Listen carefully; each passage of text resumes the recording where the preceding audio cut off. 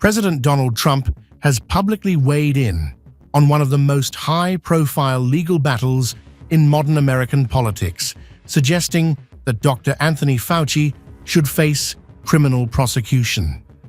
The sharp remarks came shortly after Republican Senator Rand Paul formally requested action from the Department of Justice.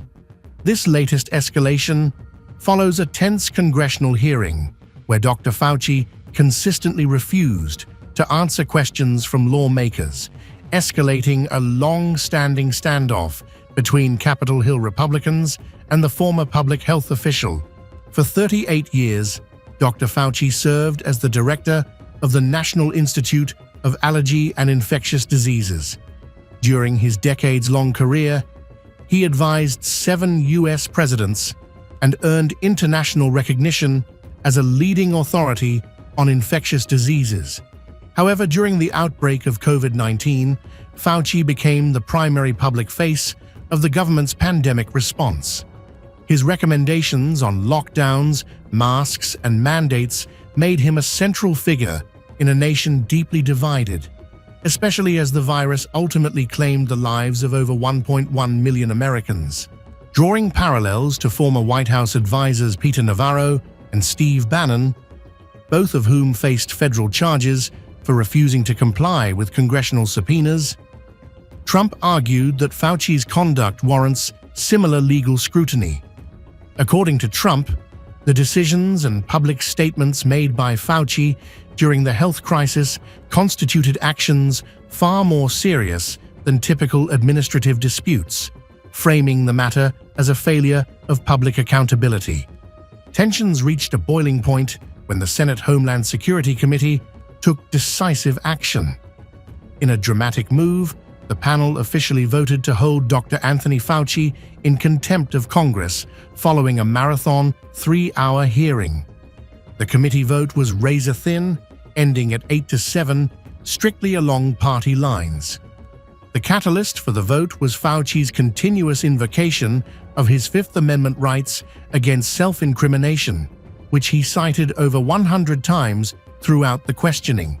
Fauci's legal strategy relied heavily on constitutional protections, reinforced by a broad preemptive pardon granted by former President Joe Biden toward the end of his presidential term in early 2025.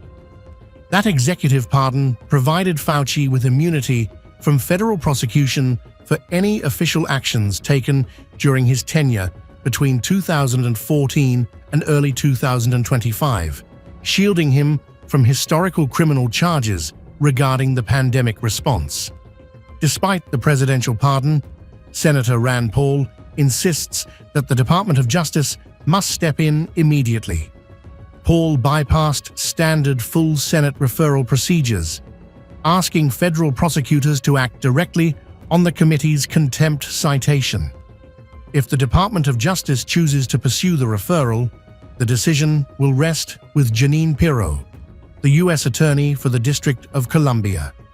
To move forward with a criminal indictment against Fauci, Pirro would first need to present the case before a federal grand jury. However, Trump has publicly criticized Pirro's recent prosecutorial decisions, introducing added political uncertainty to the process. The confrontation at the Capitol was set in motion after Senator Paul issued a formal subpoena requiring Dr. Fauci to testify under oath regarding his oversight of pandemic policies and federal research funding.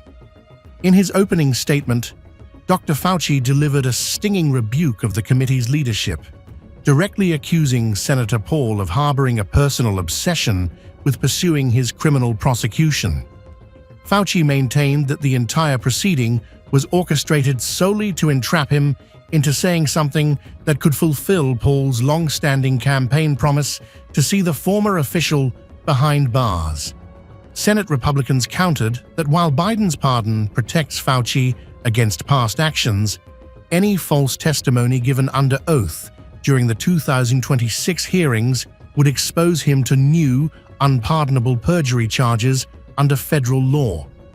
Fauci's defense team strongly condemned the committee's vote, with his lead attorney labeling the contempt resolution a crude political stunt designed solely to punish a public servant for exercising his constitutional rights. Senator Paul remained steadfast, arguing that invoking the Fifth Amendment to dodge a congressional subpoena is the textbook definition of contempt, while renewing allegations that Fauci misled Congress regarding virus origin research. Adding fuel to the debate, over 1,000 pages of personal diaries written by Fauci during the height of the pandemic were released. Paul claimed on social media that Fauci's private daily entries starkly contradicted his public statements to the American people. As the Department of Justice evaluates the referral, this clash highlights the ongoing political and legal reckoning over America's COVID-19 response, a battle where scientific authority, executive power, and congressional oversight remain fiercely contested.